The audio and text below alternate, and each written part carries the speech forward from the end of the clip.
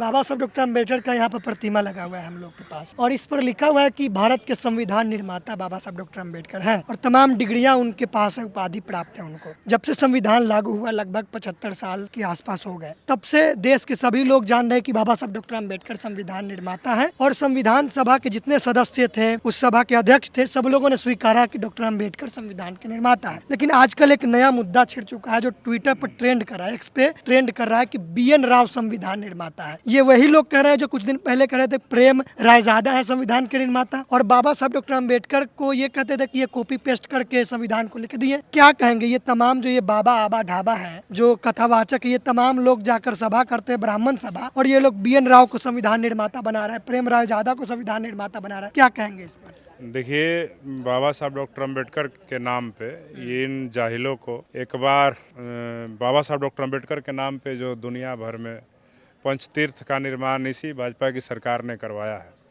जैसे 26 अलीपुर रोड में जहां बाबा साहब ने अंतिम सांस लिया, वहां पे एक अम्बेडकर म्यूजियम है, वहां पे एक बार घूमना चाहिए। वहां पे बहुत ही बेहतरीन तरीके से बताया गया है कि संविधान निर्माण की प्रक्रिया में कितने लोग शामिल थे और कौन लोग ने क्या किया, कौन ड्राफ्टिंग कर रहे थे, कौन उसको लिख रहे थे, कौन क्या कर रहे थे, कौन कमेटी में थे, वो सारी चीज़ें हैं। तो ये लोग जो है ज़िंदगी भर तो ढोंग करके अपना पेट पालने का काम किए हैं, तो इनको संविधान विधान कहाँ समझ में आएगा। लेकिन बात यह है कि इनको ये ज़रूर समझ में आ गया है कि ये देश जो है इसी संविधान से चलेगा। तो आप देखिए ना, ये जो उत्तर प्रदेश के मुख्यमंत्री हैं योगी थे, लेकिन उनको संविधान की शक्ति का एहसास जब हुआ कि अम्बेडकर के संविधान से ही देश चलेगा, तो योगी वाला काम छोड़ करके वो राजनीति में आ गए, सांसद बने। सांसद बनने के बाद कई वर्षों तक सांसद रहे, उसके बाद संविधान का ही इस्तेमाल करके वो उत्तर प्रदेश के मुख्यमंत्री तक बन गए।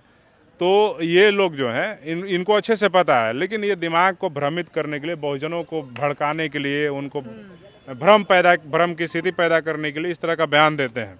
और रही बात जहाँ तक BN राव की, तो BN राव ने एक किताब लिखी थी, इंग्लिश में किताब थी, India's constitution in the making, जिसको हिंदी में ऐसे समझ लिया जाए, उसका रूपांतरण जो होगा हिंदी का, कि भारत का संविधान निर्माण की प्रक्रिया में BN राव ने ये किताब लिखी थी। और उस किताब के शीर्षक को ही समझ करके ये जातिवादी मानसिकता से ग्रस्त और बाबा साहब डॉक्टर अम्बेडकर के जो धूर विरोधी हैं, ये लोग इस शीर्षक के आधार पे ही BN राव को संविधान का निर्माता कहते हैं। जबकि संविधान का निर्माता उनको घोषित कर देना और उसको साबित कर देना, अरे देश का प्रधानमंत्री, राष्ट्रपति, तमाम प्रदेशों का मुख्यमंत्री कह रहा है कि बाबा साहब डॉक्टर अम्बेडकर संविधान निर्माता है, तो ऐसे बाबाओं का तो हमको लगता है कि सरकार को ही इलाज करना चाहिए। नहीं तो फिर तो हम लोग इलाज करने के लिए हैं, हमारे महापुरुषों का अपमान करेगा कोई, और इसको हम लोग थोड़ी बर्दाश्त कर लेंगे। भीम आर्मी के लोग अभी काफ़ी मजबूत हो गए हैं और देश भर में गांव-गांव में हमारा संगठन है। हम लोग अगर एक इशारा कर देंगे तो जो ऐसे ऐसे बाबा हैं ना, ये सड़कों पे पीटते हुए नजर आएंगे। वकील भी है, वकील वो पढ़े होंगे, वहीं बाबा साहब क्या बनाया हुआ संविधान, IPC CRPC पढ़े होंगे, अभी BNSS हो गया है। लेकिन अगर बाबा साहब अम्बेडकर का अपमान कर रहे हैं, कह रहे हैं कि नहीं ये नहीं है संविधान निर्माता, तो तुम भारत में तो सूचना का अधिकार है, तुम RTI लगाओ, सरकार से पूछो, भारत सरकार का जो विभाग है जो RTI पे जवाब देता है उससे पूछो कि भारत को संविधान को किसने बनाया। सुप्रीम कोर्ट में तुम केस फाइल करो, न्यायालय की प्रक्रिया है ना, और तुम साबित कर दो कि भारत के संविधान को बाबा साहब डॉक्टर अम्बेडकर ने नहीं बनाया, फिर तुम जिसको कहोगे उसको हम लोग मान लेंगे। बता रहे थे पूरे। हाँ, तो BN राव ने जो एक किताब लिखी कि भारत का संविधान निर्माण की प्रक्रिया में, यानी कि BN राव लिखे कि भारत का संविधान जब बन रहा था, निर्माण की प्रक्रिया में कौन कौन लोग क्या रोल निभा रहे थे। इसी किताब में BN राव का भी आंशिक योगदान, जिसको बाबा साहब डॉक्टर अम्बेडकर खुद स्वीकार करते हैं कि इनका भी आंशिक योगदान संविधान के निर्माण में रहा है। आंशिक मतलब हाँ, थोड़ा सा। तो उसी प्रकार से इनका भी थोड़ा सा योगदान रहा है। तो इस बात को तो अम्बेडकर साहब भी कह रहे हैं, हम लोग कहाँ कह रहे हैं कि नहीं, उनका आंशिक योगदान है। और एक पूरे देश को चलाने के लिए, इतना बड़ा देश को जो पूरे विश्व का सबसे बड़ा लोकतंत्र है, और वैसे देश को चलाने के लिए संविधान को बनाने में बाबा साहब डॉक्टर अम्बेडकर ने बहुत सारा रिसर्च करके भारत के संविधान को बनाया।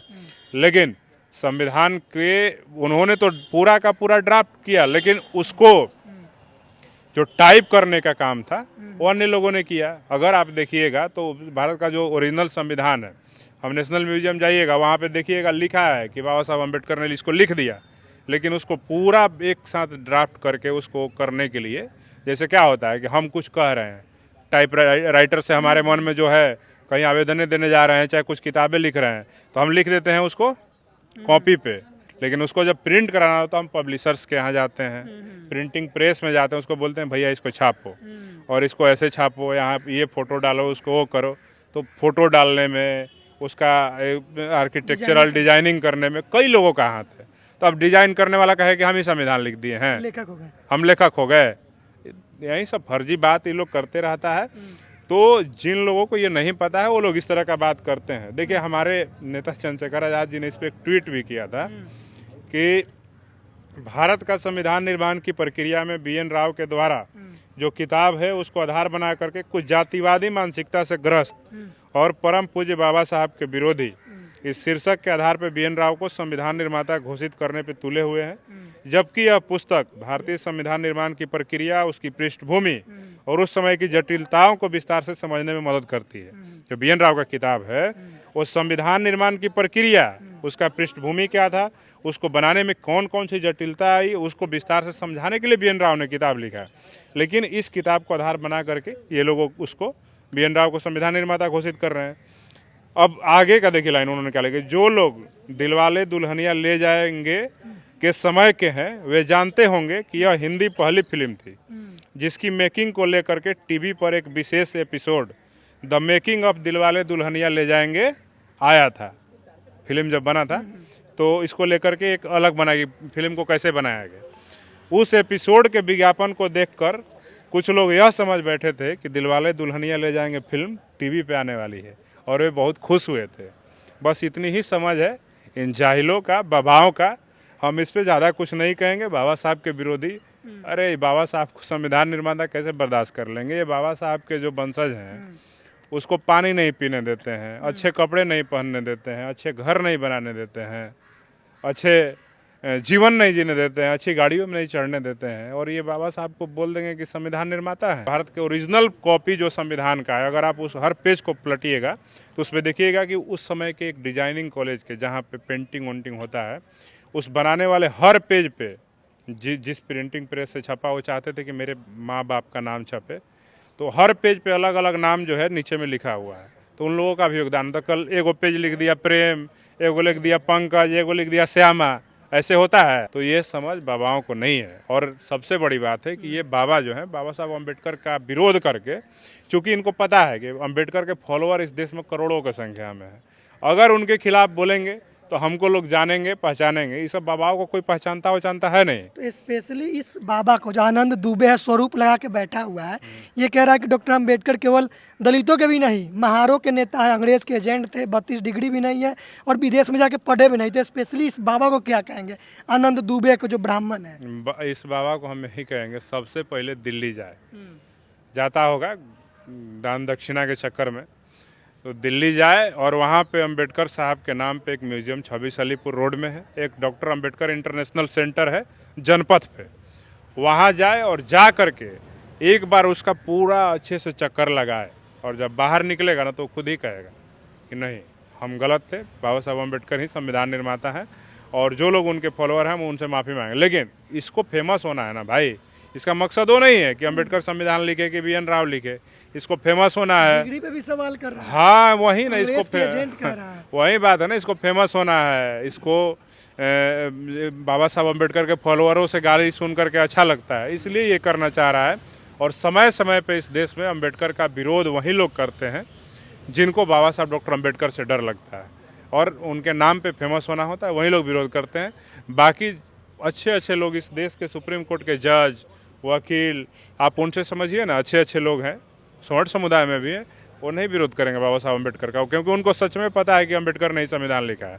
अंततः देखिएगा कि अनंत स्वरूप इतना जो भौकाल टाइट कर रहा है, हो सकता है कि कल को भाजपा, कांग्रेस, RSS कुछ भी पार्टी ज्वाइन करके इसको टिकट मिलेगा ना, तो वहीं अम्बेडकर के ही बनाए हुए निर्वाचन प्रक्रिया का जो वो तमाम चीज़ें हैं उसके आधार पे ही इसको चुनाव में भी आना पड़ेगा, और वो फिर कहना पड़ेगा, फिर उस समय कहेगा कि नहीं BN राव बना है। और फिर उसको बड़ी मार मारेगा सब। ठीक है, तो हम यही कहेंगे कि आनंद स्वरूप जैसे लोगों को इतना तरजीह नहीं देना चाहिए। बाबा साहब अम्बेडकर एक सूर्य हैं, और सूर्य पे ऐसे मुँह करके थूकिए ना, आप ही के मुँह पे पड़ेगा। ठीक है, सूर्य कितना ऊंचा है, बाबा साहब अम्बेडकर भी सूर्य की तरह हैं। आप उनके ऊपर जितना कीचड़ उछाल दीजिए। इस देश में हमको लगता है कि सबसे ज़्यादा मूर्ति उन्हीं की तोड़ी जाती है, उन्हीं की प्रतिमाओं का, उन्हीं की तस्वीरों का अपमान किया जाता है। लेकिन उससे क्या होगा, अम्बेडकर मर गए। निखर के आगे और फिर भी बाबा साहब डॉक्टर अम्बेडकर ही ऐसे शख्स हैं पूरे भारत में सबसे ज़्यादा प्रासंगिक हैं। उनकी जयंती पूरे दुनिया में सबसे ज़्यादा तादाद में मनाई जाती है, और ज़्यादा से ज़्यादा लोग, आप देखिएगा ना, अब तो बीमार में आ गई है, गांव-गांव में जय भीम का झंडा 14 अप्रैल पे लगता है। और वहाँ पे जो बहुजन समाज के लोग हैं, जो उनके विचारों में आस्था रखने वाले लोग हैं, वो सारे लोग बाबा साहब अम्बेडकर का जय जयकार करते हैं। आपको लगता है कि इनका और तमाशा और बिजनेस खत्म होने वाला है? बिल्कुल बिल्कुल, बाबा साहब अम्बेडकर के डर से जो आरएसएस, जो भाजपा अम्बेडकर साहब का नाम नहीं लेना चाहती थी, अब देखिए अब भाजपा वाले गांव-गांव में अम्बेडकर जयंती आता है तो गांव-गांव में अम्बेडकर साहब के जयंती मनाने का कार्यक्रम करती है। अब तो आगे बढ़ गया है मामला अम्बेडकर साहब से। अब भाजपा आरएसएस रविदास जयंती मना रही है। ठीक है, वोट का मामला है। ठीक है, ये सब फालतू बकवास है। अम्बेडकर साहब पे बोल देना, उनका विरोध कर देना अलग बात है, लेकिन उनको नीचे कोई नहीं झुका सकता है। बाबा साहब अम्बेडकर हमेशा खड़े थे और इस देश के सबसे बड़े थे, और वो खड़े ही रहेंगे और बड़े ही रहेंगे, और सबके बाबा हैं। ये सब बाबू है, कौन कौन है ना, चाचा सब बाबा है, तो वो सबका असली बाबा हैं, वो बाबा साहब हैं, बाबा भी नहीं, बाबा साहब हैं। तो हम इन ढोंगियों के चक्कर में ज़्यादा नहीं पड़ना है, बोलने दीजिए जो बोल रहा है। अभी लोग बिलबिलाया हुआ है, अब डरा हुआ है, भीम आर्मी का लोग ये सबको खोज रहा है, गलती से क्या कहीं इलाज करेगी भीम आर्मी? अब भीम आर्मी का इलाज तो आपको पता ही है, लाठी पे हम लोग नाम लिख करके घूमते हैं, जिसको टारगेट में ले लेते हैं।